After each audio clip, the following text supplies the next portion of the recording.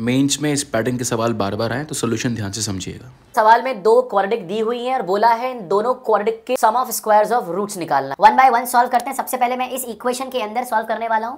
तो यहां पर मैं क्या लेने वाला हूं, मॉड ऑफ x माइनस 2 को मैंने ले लिया t। अगर मैं ऐसा करता हूं तो क्वाड्रेटिक बन जाएगी t square plus t minus 2 बराबर 0। अब इस क्वाड्रेटिक को जब आप सॉल्व करोगे तो यहाँ से आ जाएगा t बराबर -2, 1, दो रूट्स आते हैं।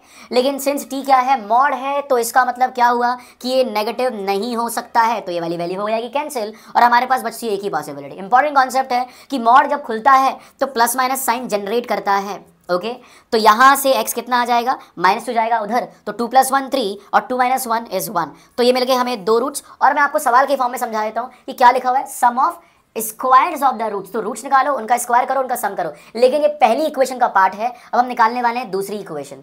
दूसरी इक्वेशन में मेरे भाई यहाँ पर मॉड ऑफ x माइनस 3 दिया हुआ है, तो मुझे बनाने पड़ेंगे केस नंबर 1। केस बनते कैसे हैं, मॉड के अंदर जो भी है अगर वो पॉजिटिव हुआ और या वो नेगेटिव हुआ, तो केस नंबर 1 अगर वो नेगेटिव हुआ तो क्या होगा। यहाँ पर अपन ने माना कि अगर मॉड के अंदर नेगेटिव हुआ, यानी कि अगर x लेस देन 3 हुआ, तो करते क्या है, जब भी मॉड के अंदर नेगेटिव आता है तो मॉड को हटाकर नेगेटिव साइन से मल्टीप्लाई कर देते हैं। यानी कि हमारी क्वाड्रेटिक बन जाएगी x स्क्वायर माइनस और माइनस बन जाएगा 2 times of x minus 3 minus 5 equals to 0। अब यहाँ से जब आप रूट्स निकालोगे, क्वाड्रेटिक निकालोगे, तो x square plus 2x minus 11 बराबर 0।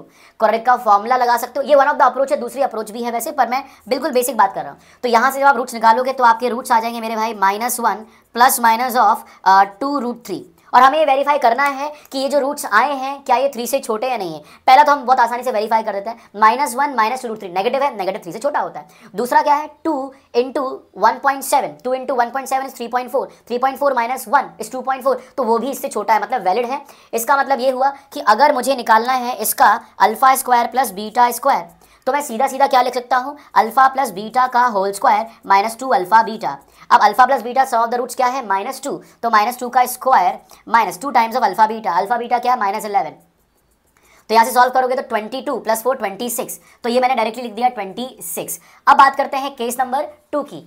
केस नंबर 2 में जब आप सॉल्व करोगे तो आपको ये लिखना है कि अगर मॉड के अंदर वाला पार्ट पॉजिटिव है, यानी कि अगर x 3 से बड़ा हुआ तो क्या होगा, मॉड बिना प्लस माइनस से खुल जाता है, मतलब प्लस से ही खुलता है। तो x square minus times of 2 into x minus 3 minus 5 equal to 0। Okay जब आप इसको सॉल्व करोगे तो x square minus 2x minus 2 into minus 3 6 minus 5 plus 1, इसको सॉल्व करोगे तो मेरे भाई क्या बनेगा, x बराबर 1, विच इज नॉट पॉसिबल क्योंकि x तो 3 से बड़ा है। यानी कि हमारा है यही आंसर। तो 26 plus 1 27, 27 plus 9 answer is 36। I hope solution अच्छा लगा हो। तो ऐसी बहुत सारी वीडियोस के थ्रू हम लोग PYQ सॉल्व करेंगे, तो make sure to subscribe the channel.